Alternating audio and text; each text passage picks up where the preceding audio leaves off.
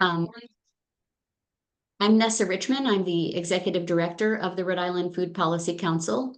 I use she, her pronouns. And my favorite Thanksgiving dish is definitely apple pie with ice cream, if possible. These monthly Policy for the People sessions are one of the best things that you can do to learn how to use your voice and your experiences to make policy change for good.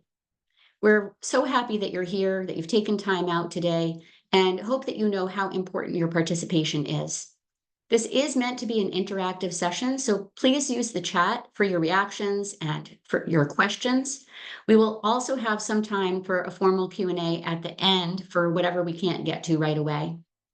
So today's session brings us a really exciting guest speaker from the National Sustainable Agriculture Coalition to talk about the Farm Bill and other important national policy. We're very excited to introduce you to him, but first I'm going to briefly introduce the Rhode Island Food Policy Council. So setting the tone for today's discussion, I first just want to share the council's mission: to build a more equitable, accessible, economically vibrant, and environmentally sustainable food system in Rhode Island. We're an independent nonprofit organization, not affiliated with the state or any political bodies. And we're driven by volunteers who believe in our mission, council members and other network members. So our staff and our board of directors is taking your lead to steer the way. If you want to get involved as a Rhode Island Food Policy Council member or volunteer, all you need to do is go to our website, which Isaac is going to put into the chat, and click on the Get Involved page. So we have 3 core issue areas that we work in. They're all aligned with our mission and our policy priorities. And these are food access and nutrition security, food business and economic development, and food, climate, and environment. We have work groups on each of these issues, and those work groups lead the charge. We also have a strong commitment to equity, which I would like to share with you. To achieve our mission, we focus on this commitment to equity and on our core issues. We recognize the ongoing need to restate our commitment to equity explicitly and frequently. So the Rhode Island Food Policy Council recognizes the fact that many negative impacts of Rhode Island's current food system are grounded in a history of colonialism, genocide of Indigenous people, slavery, and private ownership of land, and the concentration of wealth and power in the hands of too few. We also recognize that people with visible and non-apparent disabilities are among the most marginalized groups in our country. The Rhode Island Food Policy Council believes that when power shifts to be shared more equitably across our communities and our state, we transform our future together for generations to come. So I invite you, as you're listening and learning today, to keep this in the front of your mind. And now I'm very happy to welcome Nessa Shutakutli to Policy for the People. Nessa is with the National Sustainable Agriculture Coalition, which advocates for federal policy reform to advance the sustainability of agriculture, food systems, natural resources, and rural communities. Their vision of agriculture is one where a safe, nutritious, ample, and affordable food supply is produced by a legion of family farmers who make a decent living pursuing their trade while protecting the environment and contributing to the strength and stability of their communities. NSAC member groups, like the Rhode Island Food Policy Council, advance common positions to support small and mid-sized family farms, protect natural resources, promote healthy rural communities, and ensure access to healthy, nutritious food for everyone. By bringing grassroots perspectives to the table normally dominated by big business, NSAC levels the playing field and gives voice to sustainable and organic farmers. Nessa is Senior Grassroots Advocacy Coordinator at the National Sustainable Agriculture Coalition, where he works on the local and regional food systems and climate campaigns. He has 20 years of experience working in rural communities and with farm workers in Mexico and Central America and in the US South. He holds a PhD in anthropology from Tulane University, and his training in the discipline sparked his interest in a time-depth perspective of the diversity of agricultural practices and their social implications, including social organization around land tenure and labor relations across cultural and geographic realms. Raised in an immigrant and working class family, Nessa has been in community and solidarity with working people throughout his life. And he's been part of the NSAC team since 2023. Thank you so much for being here, Nessa. I'm so pleased that you were able to join us today, and I will pass it over to you.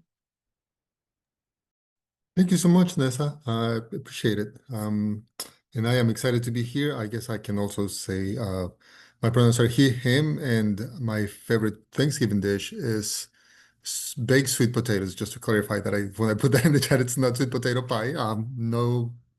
No problem with sweet potato pie, but I prefer just baked sweet potato with a little bit of salt. Um, but yeah, I'll jump right in and share a little bit about NSAC, or the National Sustainable Agriculture Coalition. We're a grassroots alliance of about 130 plus member organizations throughout the US. We recently added a few more from Alaska and Hawaii. So there are only a couple of states where we don't have representation, but we're very excited about the coalition and all the work that we're doing together with partners and allies to build a more equitable, sustainable food system. But also note that we only have two Rhode Island members, Rhode Island Food Policy Council and Farm Fresh Rhode Island. So if it's something that you're thinking about, I'd encourage you to look into becoming a member.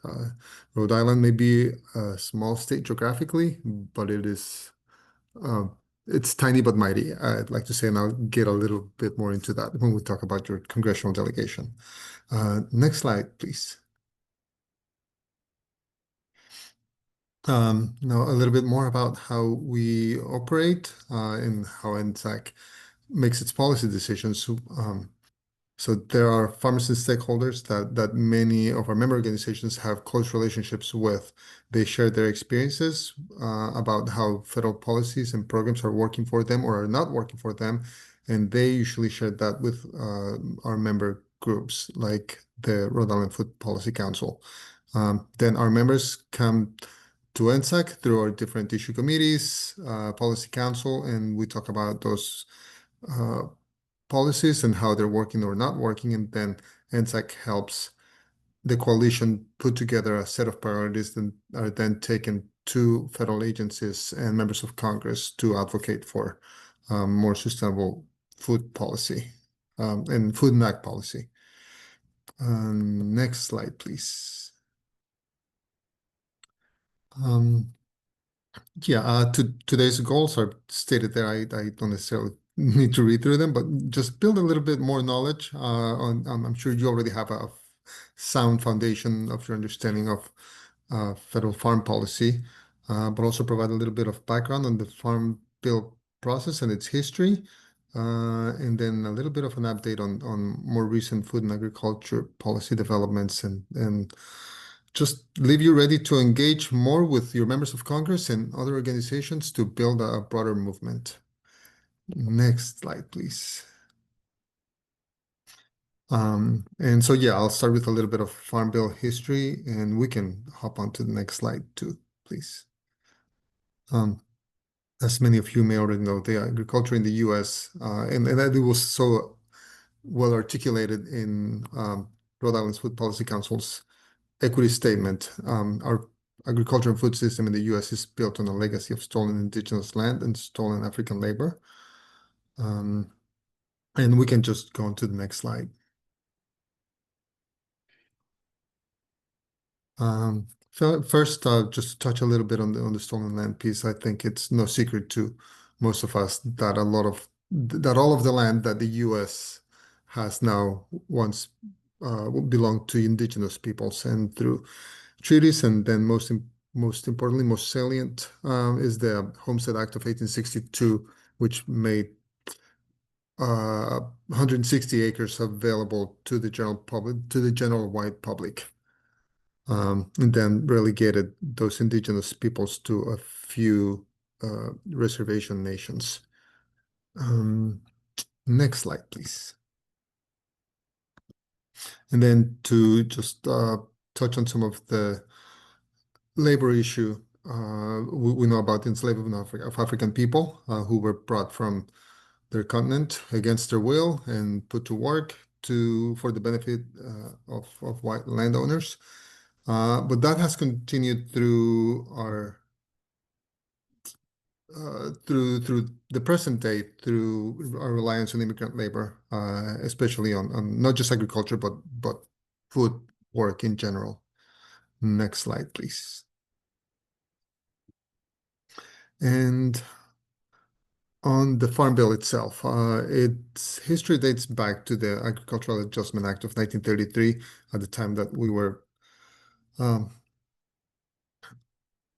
we experienced that famous Dust Bowl that displaced a lot of people. We saw land erosion, soil erosion, and uh, it was passed as one of Franklin Delano Roosevelt's New Deal policies, which was enacted in response to some economic as well as environmental challenges. It addressed both overproduction and the resulting environmental and economic problems for farmers, and also some of the poverty that was present on and off farms. It fostered conservation and to balance some of the farm economy by paying farmers to take some of the land out of production and redistributing some of that surplus to hungry people, but setting also some price floors. However, it did not address the underlying institutional racism that started the problem. And if we could go to the next slide, please.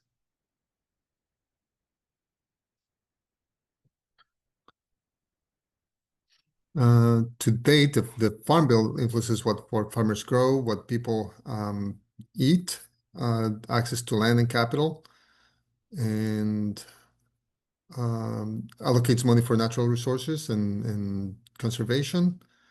Yeah, I'll also say that it's reauthorized every 5 to 7 years. Our current Farm Bill was enacted in 2018 and expired in 2023, and every year since has gone through a continuing resolution to allow it to be funded and operate. I'll also add that some of the deal programs that FDR enacted with Congress at that time excluded domestic workers and farm workers, and colorblinded the framework with the racist intentions of the time. Just to say it in a different way, um, it excluded farm workers and domestic workers from other protections that workers were getting, because most of that work at that time was done by um, uh, African Americans, the descendants of former enslaved people, and Southern Democrats would not sign on to FDR's agenda unless some of these exclusions were incorporated into his New Deal package. Next slide, please.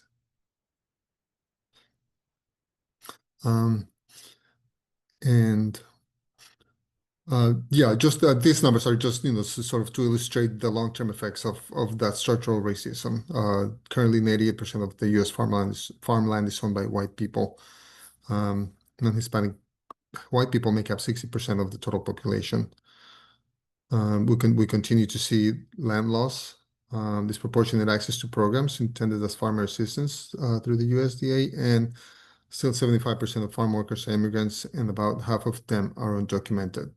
And also, the other 25% is also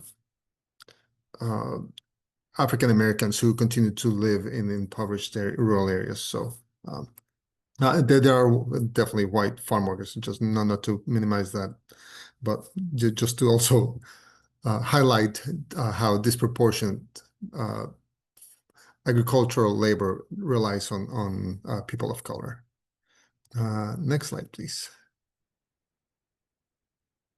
And this slide is just to illustrate some of the access to programs, specifically, and this is just to illustrate the Conservation Stewardship Program. Farmers of color are underrepresented in agriculture and tend to have smaller farms, so access to these programs are going specifically to larger farms. So the larger your farm, the more you can benefit, and the smaller your farm is, the less likely you are to have access to some of the programs that are out there for farmers. We can go on to the next slide. Okay, and we can go into the next one. Yeah, just want to talk about a little bit about the structure of the Farm Bill. CSP. Yeah, the Conservation Stewardship Program is a program that gives funds to farmers to help them engage in uh, conservation practices like building high tunnels or crop rotation, and just building some of that infrastructure, operational infrastructure to allow them to engage in more resilient conservation practices. And then the acreage is just how many acres per state in that other slide actually were benefited from that program.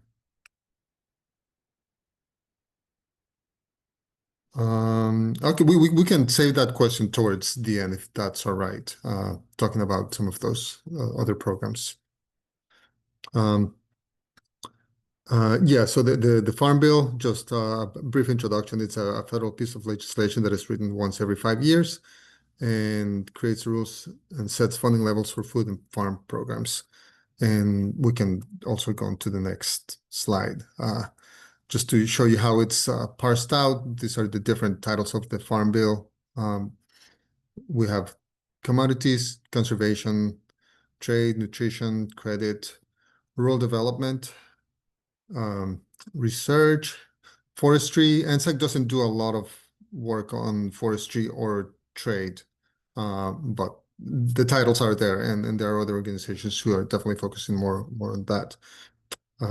Energy, specialty crops, crop insurance, and then Title 12, just it's a catch-all of everything that is not specifically addressed in one of the other bills, including agricultural labor and livestock. And yeah, we can also move to the next slide.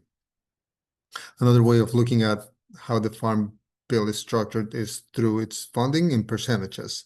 76% of funding goes to nutrition programs. Only 7% goes to commodities and conservation, and 9 goes to crop insurance. And if we can go to the next slide, we can also look at in real dollars what that means, how that money is distributed across our food and ag system. I'll add that that nutrition number looks big, but it's not just an investment on families who need that nutrition assistance. It also goes to farmers to have access to some local markets. So it's an investment both in our communities who need access to healthy food, and it's an investment in our farmers who are producing that food. And I think that part of the conversation often gets lost when we're talking about nutrition assistance programs. Next slide, please. And just to highlight some examples of how USDA programming helps farmers, organizations, and individuals. I mentioned buying high tunnels as part of the CSP program and money to buy farmland. FSA, the Farm Service Agency, also provides some operating loans for farmers who are struggling. Some funding for organizations can include funding to support a new food hub, or I'll have to check on this one. This might not be a priority for this administration, but in years past, that used to be there. And then, as I mentioned, money for an EBT card or the SNAP program, and then extra money for fruits and vegetables for elders, like through the GOS-NIP program and other nutrition programs. Next slide, please. Now I'd like to talk a little bit about NSAC's priorities and campaigns. We have 3 campaigns. Climate and conservation is the first one. We focus on those specific programs. Environmental Quality Incentives Program, which works closely with CSP. You have to go through one first to get, and I think it's CSP first, and then before you are able to qualify for EQIP.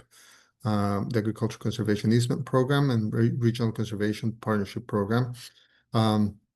SARE is a great program. I can't express enough how important it is to have farmers um, work with research institutions to improve their operations and create a better food system at the same time that it allows a peer-to-peer learning program where farmers can speak and learn from other farmers who are also enrolled in the program and can share their experiences, what has worked, what hasn't worked. Um, and it's done in collaboration with some research institutions, land-grant universities specifically. And then on conservation, lastly, we support focusing on the IRA, the Inflation Reduction Act, and continued investment of funding, though that was rescinded, but we would like to see some of that, some of those funds being reinstated. Next slide, please. The farm safety net, basically helping small farmers and beginning farmers have access to the resources to help their farms be successful. We, for that, to that aim, we support programs like the Whole Farm Revenue Program, which allows farmers to insure their crops based on their whole revenue for their farm rather than crop to crop. And then the Farming Opportunities Training and Outreach Program, which helps beginning farmers and ranchers with technical assistance, and Section 2501, which is designed specifically to help farmers of color enter the agricultural market. Next slide, please. And then our third campaign is the local and regional food systems. Broadly speaking, this campaign focuses on building local infrastructure, supply chains, and market access for small farms, but it includes programs like SNAP, VAPG, Value Added Producer Grant, and then some of the market bills that I'll talk about a little later, like strengthening local supply chains and effective. But yeah, we can go to the next slide. In the food safety is still part of the local and regional food system, but it is something that NSAC has been working on as a second-tier priority, but also just making sure that labeling is part of our correct labeling is actually part of our food system. And next slide, please. Yeah, now I'd like to talk a little bit more about the Farm Bill process, how a bill becomes a law. I think most of you will be familiar with this if you ever were lucky enough to watch that Schoolhouse Rock video on how a bill becomes a bill. So it'll be I'll be brief on this, but you have House and Senate Agriculture Committees. Each one is responsible for creating and editing the first draft, and then each of those committees is led by a chair and a ranking member, and the chair is representative from the majority party, and the ranking member is the minority party. We can go to the next slide. And this map and the next is just to illustrate. These are not updated. I have not been able to find a more recent map that illustrates state representation on the Senate Agriculture Committee. But this is the previous Congress, the 118th Congress representation. It hasn't changed that much, but it's there have been a few changes. And the next slide just represents also at the representation in the House Agriculture Committee. Next slide. Then just to synthesize the process, as I said, each committee will draft its own bill. Then they will take it to the full chamber where it'll be voted on. after it passes its respective committee. Then after both chambers have passed a full bill, then they will go to a conference committee to combine the bills. And then after that has taken place, that reconciled bill will go back to both chambers for a full vote. So it doesn't have to go back through committee, it just goes back, to the full floor. And then if it gets passed in both chambers, then and only then does it go to the president's desk for its signature. So if you ever thought that Schoolhouse Rock was not going to prepare you for real life, I'm happy to report that you were mistaken. Next slide, please.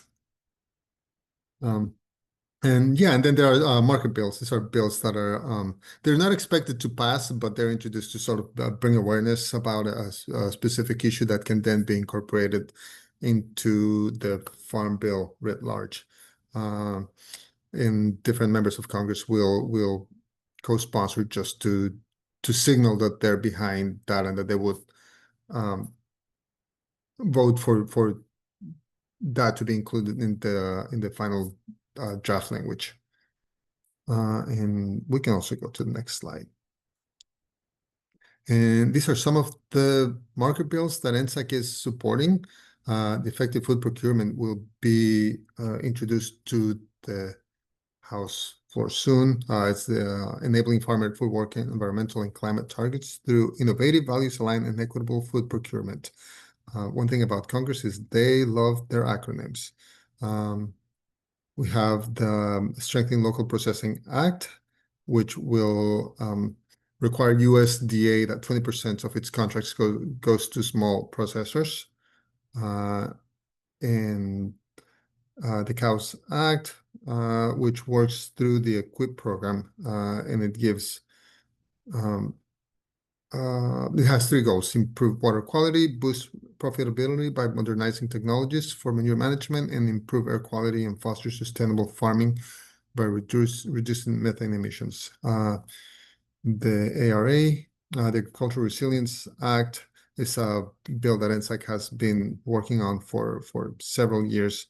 And it centers on important climate and agricultural solutions, including perennial practices like agroforestry, agrivoltaics, and combined agriculture and renewable energy goals.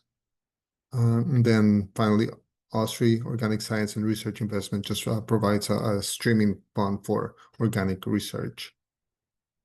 And we can go to the next slide.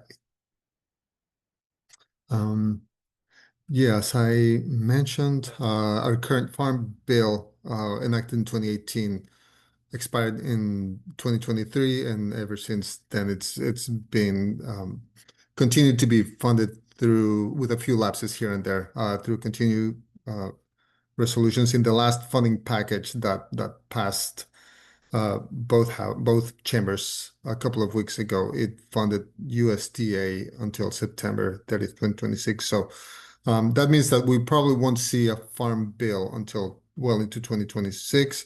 But it also means that if for some reason Congress decides to, or doesn't decide, but if Congress cannot come to an agreement on January 20th to continue funding the government, USDA will at least continue to be funded until September of next year. And next slide. And then I also wanted to just mention a few things, recent developments with the USDA reorganization and the reconciliation package that was passed in July of this year, and what that means to our continued food and ag system. So next slide. Oh, thank you. One step ahead of me. USDA reorganization was announced in July. It included 4 pillars: reduction in workforce, relocating resources outside of national capital. That relocation of resources means specifically the workforce. Eliminating management layers by closing regional offices and consolidating support functions.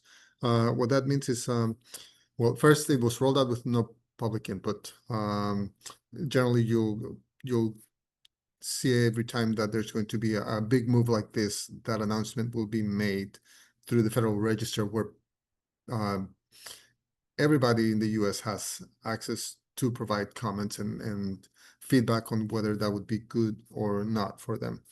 But in this case, it wasn't done that way. And it was only after getting pushback from even bipartisan pushback from both chambers, agricultural committees, that they decided to open up um, an email portal for people to submit comments, which still is not public because it has the other people can't see it. But we can expect to see more barriers for farmers in accessing USDA resources, and it also would cut down investment in research and local infrastructure. Next slide, please. And then the reconciliation package, otherwise known as the One Big Beautiful Bill that passed in July of last year. Just want to point out to a few things that it got SNAP and creates a cost share with states, which means that some of the most impoverished states will see some of that burden shift to working families and families who are already strained in getting access to nutritious food. It raises reference commodity prices, which basically means that only the largest farms who are planting commodity crops will have access to some of the relief and assistance programs that exist for farmers. And it doesn't expand the crop insurance program for small and mid-sized farmers. So programs like the whole revenue farm program that I mentioned earlier doesn't get any additional. It remains funded, but it doesn't get any additional funding. But unfortunately, it also rescinds unobligated IRA funds for some of those conservation programs like CSP, EQIP, ASAP, and RCCP. Next slide, please. All right, so yeah, just get ready to take action today. I mentioned effective SLPA. Those bills are currently, they're market bills, and they're out there ready to get support. So the more bipartisan support that they get, the more likely that they are to get incorporated into the Farm Bill. Next slide, please. So I'm pretty sure you already know your members of Congress, but if you don't, you can use that website, www.govtrack.us, to find who your member of Congress is and engage with them, educate them, let them know your thoughts and how the food system could be improved. Next slide, please. All right. And if you don't know your congressional delegation, this is it. Senator Jack Reed, Sheldon Whitehouse, and then Representatives Gabe Amo and Seth Magaziner. I want to specifically mention both Senators Jack Reed and Whitehouse, who have co-sponsored the Expanding Access to Local Foods Act, or the Eat Local Act. And also Reed specifically has also introduced the Strengthening Local Food Security Act. And sorry, I'm getting a couple of these bills mixed up. It's Expanding Access to Local Foods Act, and then Strengthening Local Food Security Act. And also he has introduced the Expanding Access to Local Food Act is a local food act, and which would have created a sustainable program for LFPA. So that's somebody who you can consider a champion of sustainable food systems.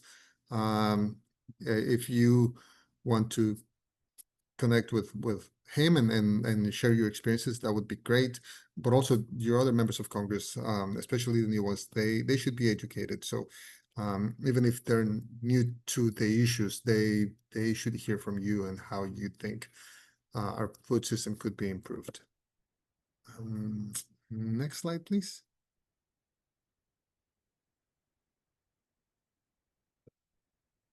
All right, so get ready to call your members of Congress and share your priorities. Educate, I guess this is just reiterating the facts.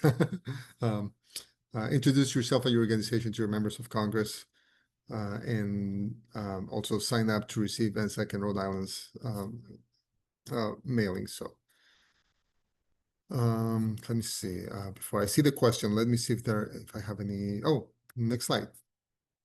Because the next slide is questions.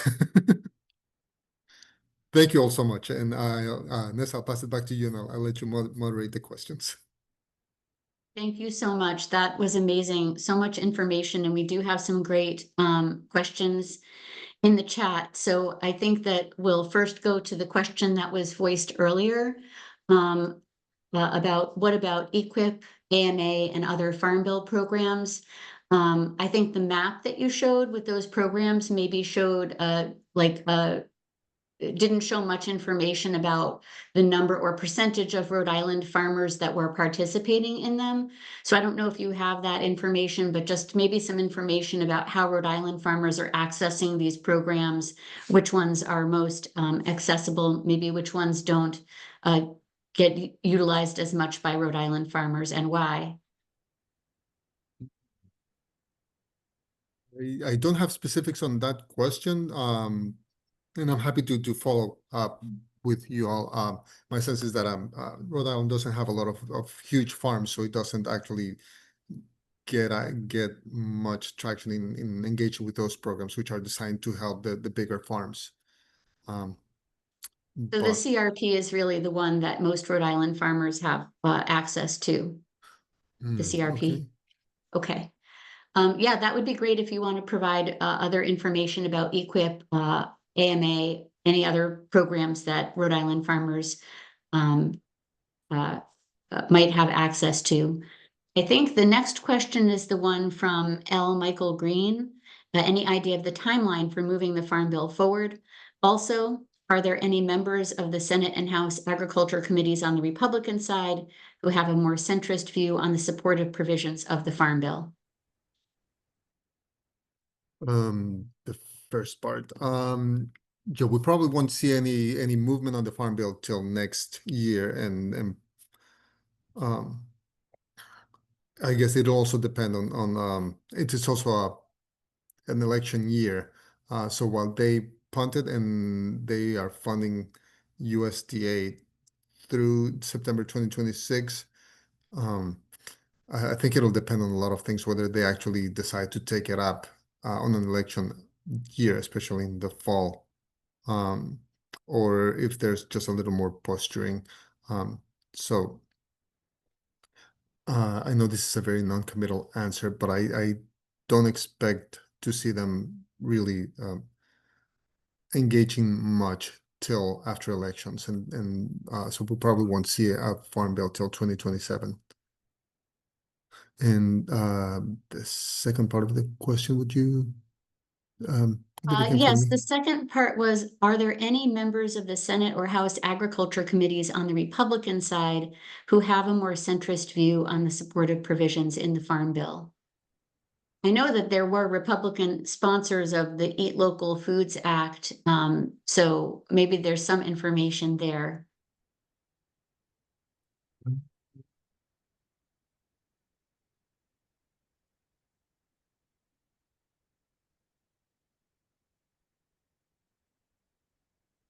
Yeah, I might have to get back to you on that one too.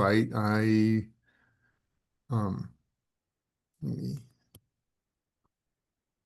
yeah, I don't have that information like right off the top of my head. Apologies. Okay. That's fine. I do think that maybe one way to look at that would be to see who are the Republican sponsors of the marker bills that NSAC is is supporting? I'm pretty sure there were some. Um, Thun is one that comes to mind, actually, now that you mentioned that, from Okay. South Dakota, in the Senate. And we'll send the recording out to everyone who registered and participated in this webinar. And Nessa, any links you want to give us or additional information would be great. Okay, yeah. The next question is from Imani, saying, I'm a Black woman seeking to learn about buying farmland in Rhode Island. Does anyone have information that may be potentially beneficial? I see there's been some back and forth in the chat, but I wanted to see, Nessa, if you had any information about buying farmland and supports for that within the Farm Bill or other federal legislation.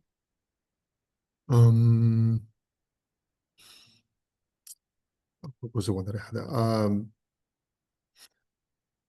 The Farm Service Agency does have some loans to buy land. But I'm also happy to, yeah, just dig a little more and share any of those with you. I'm making notes of all the things that I don't have for you. Great. Thank you so much. So we'll have a link for that as well. Next, Benjamin Kopsik asks, from your perspective, what is the best way to engage with and motivate others outside of the industry, individuals who may not understand the processes, grants, and bills that impact agriculture, but value and wish to support local agriculture? Um, My experience has been to start with listening to their story, to hearing what are the issues that are affecting them, and then finding the touch point where um, you can tie it into the food system. It could be, like the price of eggs, for example, was one that was being mentioned earlier in the year. Um, but also when we were talking about uh, um, things like access to food and nutrition programs, I think it's if you educating yourself and knowing the issue well is goes a great help, because then you can find different points to circle back to the point that somebody might be trying to make.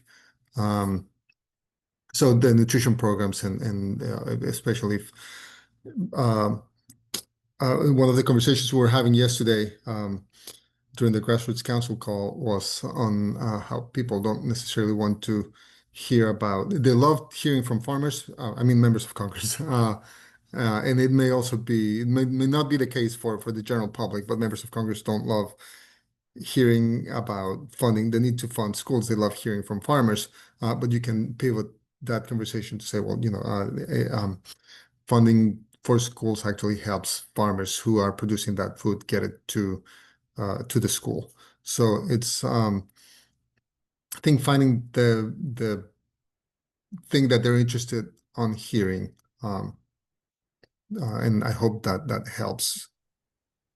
Yeah, I think that's a great answer. I mean, even if you disagree with somebody on 99 of 100 issues, you can work on that one issue together, if you can build a relationship.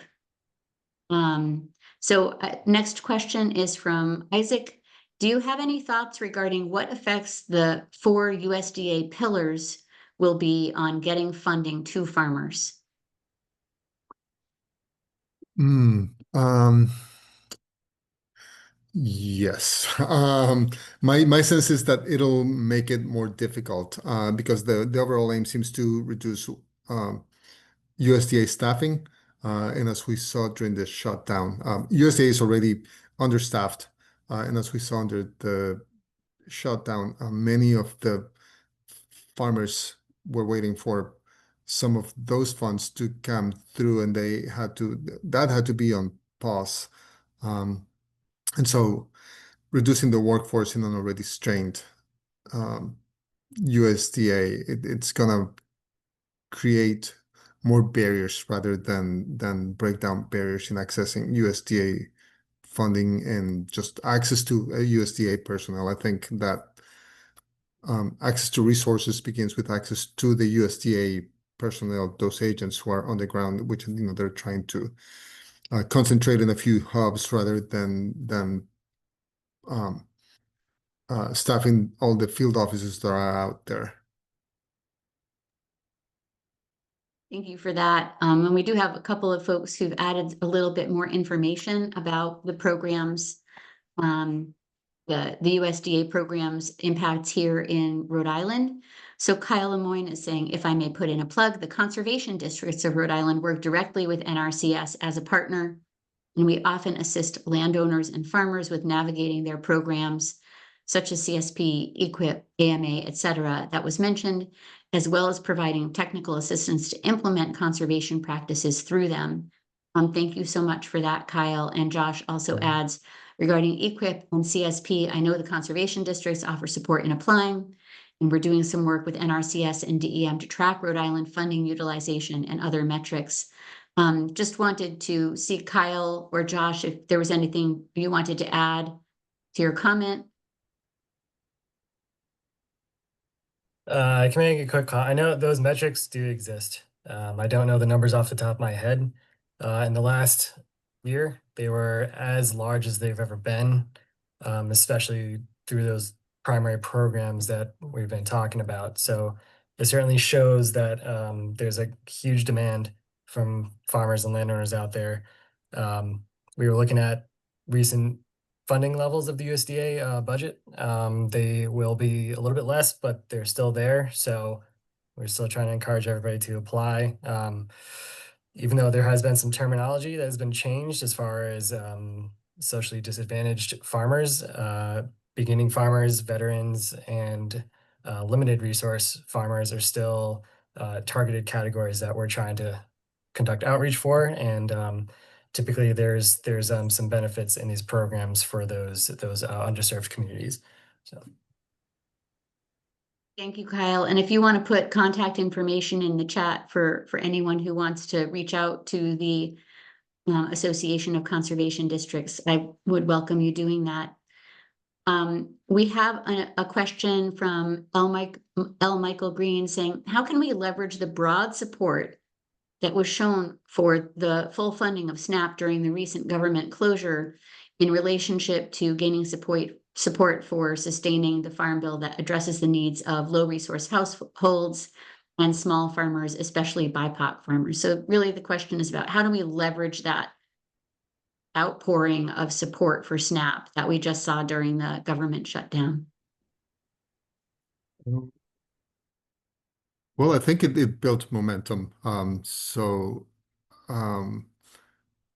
I would use all the tools at your disposal, like social media, working with other organizations within your network, continuing the conversation, and also taking that conversation to your members of Congress so that they don't think that the conversation has ended. I think it can be an entry point to mention, as we saw during the shutdown, that a lot of people were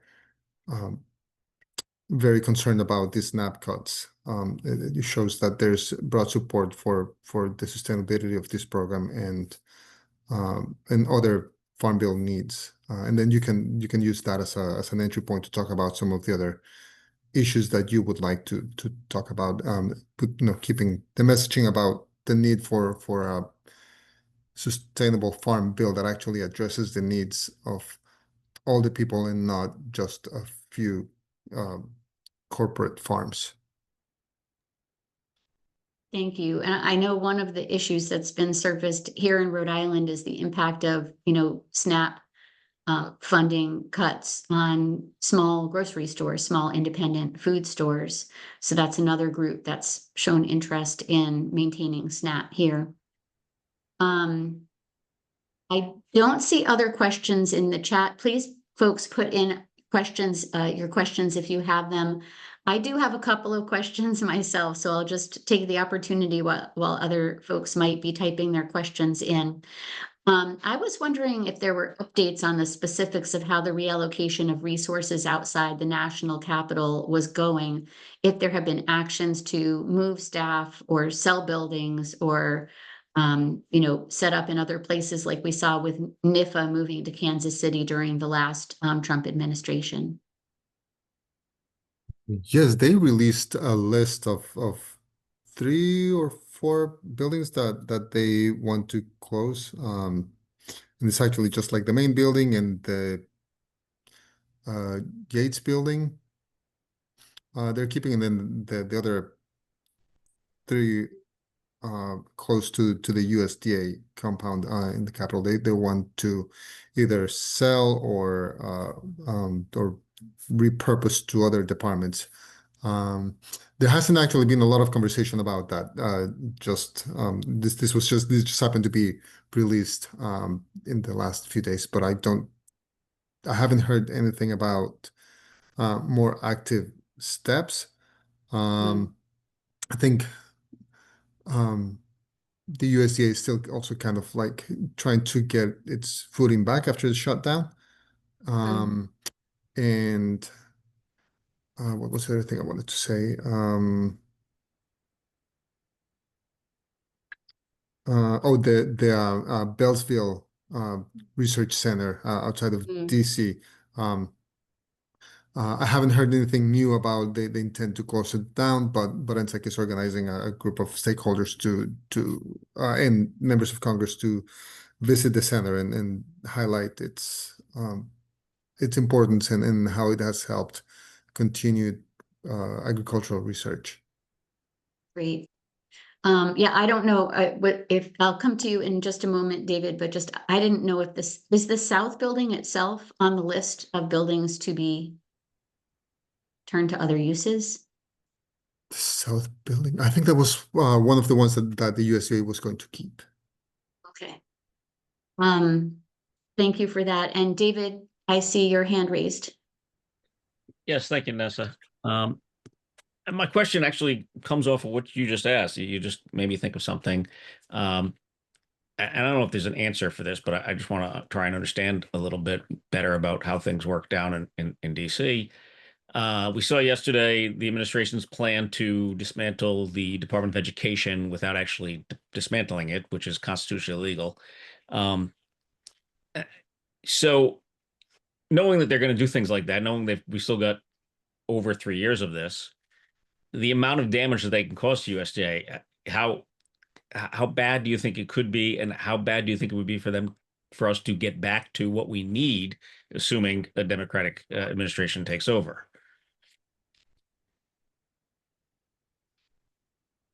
And you may not have an answer. I don't want to put you I don't know that I have a clear. I can speculate, but I don't really have like a good answer. I don't have the metrics to like lay out some real impacts, but I do suspect that it'll be long-standing and it'll take longer for even a new administration, a more friendly administration it's easier to break the structure down than it is actually to rebuild it. Yeah, thank you.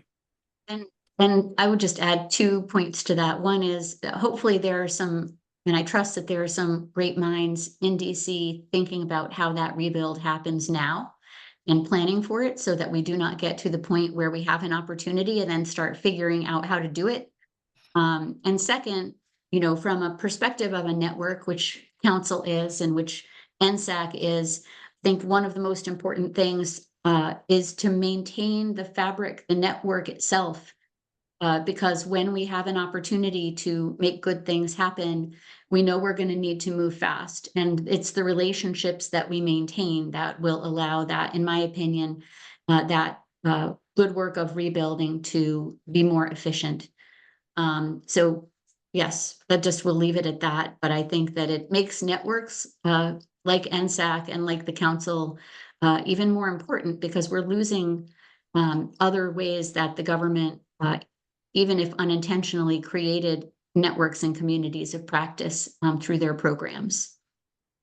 If Go ahead. If I may plug in something else related to USDA reorganization, that the USDA closed its quote unquote public comment period we are actually encouraging people who submitted comments, or even if you didn't submit comments, to turn your attention now to members of Congress, because they constitutionally serve as the oversight arm of the administration. So yeah, let them know about what your concerns are, how you think this organization will affect you, and don't take your hand off the pulse.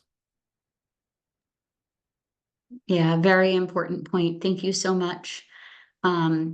It's 12:58. I don't see any other immediate questions in the chat or hands raised. I have like 500,000 other questions, but I'll ask them at another time.